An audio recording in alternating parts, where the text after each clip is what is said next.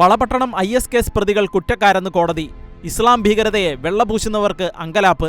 Kannur Valapattanam IS recruitment കേസിലെ മുഖ്യപ്രതികളായ പിടിക്കപ്പെട്ട 3 പേർ കുറ്റക്കാരാണെന്ന് കൊച്ചിയിലെ NIA പ്രത്യേക കോടതി വിധിച്ചു. ചക്കരക്കല്ല് മുണ്ടേരി മിഥിരാജ്, വളപട്ടണം ചെക്കിക്കുളം KV അബ്ദുൾ റസാഖ്, ചിറക്കര UK ഹംസ എന്നിവരാണ് കേസിലെ പ്രതികളായി പിടിക്കപ്പെട്ടത്. ശിക്ഷ പിന്നീട് വിധിക്കും. 2019 ആരംഭിച്ച വിചാരണയിലാണ് NIA കോടതിയുടെ നിർണായകമായ വിധി ഉണ്ടായിരിക്കുന്നത്. 2016 കണ്ണൂർ വളപട്ടണത്തിന് സമീപത്തുള്ള പക്ഷി സങ്കേതത്തോട് ചേർന്നുള്ള സ്ഥലത്ത് ഒത്തുകൂടി വിധ്വംസക പ്രവർത്തനങ്ങളിൽ ഏർപ്പെടുകയും രാജ്യവിരുദ്ധ ഗൂഢാലോചന നടത്തുകയും സിറിയയിലെ ഇസ്ലാമിക് സ്റ്റേറ്റ് ഭീകര സംഘടനയിലേക്ക് കേരളത്തിലെ വിവിധ ഭാഗങ്ങളിൽ നിന്ന് ചെറുപ്പക്കാരെ റിക്രൂട്ട്മെന്റ് ചെയ്യുകയും ചെയ്തുവെന്നാണ് പ്രതികൾക്കെതിരെ ചുമത്തപ്പെട്ട കുറ്റം.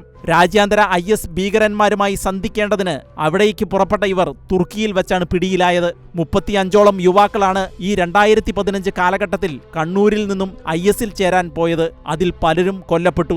ആദ്യഘട്ടത്തിൽ വളപട്ടണം പോലീസ് അന്വേഷിച്ച ഈ കേസ് പിന്നീട് NIA ഏറ്റെടുക്കുകയായിരുന്നു. രാജ്യത്തിനെതിരെ യുദ്ധം ചെയ്യാൻ പദ്ധതിയിട്ടവരും യുദ്ധം ചെയ്യാൻ ചെറുപ്പക്കാരെ പ്രേരിപ്പിച്ചവരുമായ പ്രതികളെന്ന് നിരീക്ഷിച്ച കോടതി ഇവർക്കെതിരെ കടുത്ത ശിക്ഷ തന്നെ നൽകുമെന്ന് ഉറപ്പായിരിക്കുകയാണ്. കാസർഗോഡ്, കണ്ണൂർ, വളപട്ടണം അടക്കമുള്ള മേഖലകളിൽ ശക്തമായ കലാപങ്ങളും അക്രമങ്ങളും നടത്താൻ പദ്ധതിയിട്ട വൻ ആയുധശേഖരങ്ങൾ അടുത്ത കാലത്ത് അവിടെ നിന്ന് പിടികൂടിയിരുന്നു. രാഷ്ട്രീയത്തിന്റെയും സമുദായത്തിന്റെയും പുറംചട്ടയണിഞ്ഞു നിൽക്കുന്ന റാഡിക്കൽ ഇസ്ലാമിന്റെ ഭാഗമായ അസൽ ഭീകര പ്രവർത്തന സംഘടനകൾ കടുത്ത അരക്ഷിതാവസ്ഥയിലേക്കും ചിദ്രിപ്പിലേക്കുമാണ് കേരള സമൂഹത്തെ നയിച്ചുകൊണ്ടിരിക്കുന്നതെന്നത് ദിനംപ്രതി ഊട്ടിയുറപ്പിക്കപ്പെടുകയാണ്.